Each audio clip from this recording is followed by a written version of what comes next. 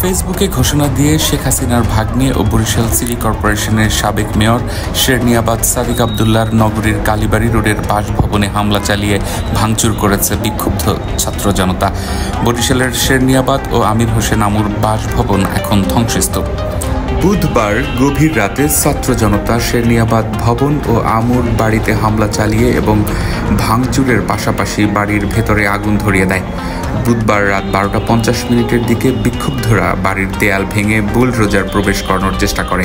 এ সময় সেনাবাহিনীর সদস্যরা ঘটনাস্থলে এসে পরিস্থিতি নিয়ন্ত্রণের চেষ্টা করেন। উত্তেজিত ছাত্র জনতা সেনাবাহিনীর সদস্যদের ছাত্রলীগের দালাল আখ্যা দিয়ে বিভিন্ন স্লোগান দিতে থাকে। এক পর্যায়ে তারা সেনা সদস্যদের সঙ্গে বাকবিতণ্ডায় জড়িয়ে পড়ে। নগরীর কালীবাড়ি রোডস্থ শেরনিয়াবাদ ভবন ঘিরে হাজারো বিক্ষুব্ধ ছাত্র জনতা জড়ো হয়।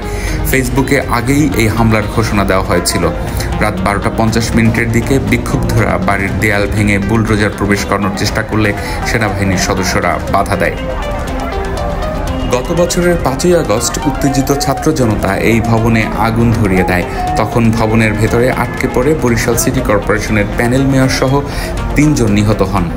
এরপর 5ই ফেব্রুয়ারি শেখ হাসিনার একটি ভাষণের পর ফের বিক্ষোভ ছড়িয়ে পড়ে এবং ছাত্র জনতা ধানমন্ডির 32 নম্বরের বাড়ি ভাঙচুরের পাশাপাশি বরিশালের শেরনিয়াবাদ ও আমির হোসেন আমু এবং নগরীর চৌমাথা সাহানারা পার্ক গুড়িয়ে দেওয়ার সিদ্ধান্ত নেয়।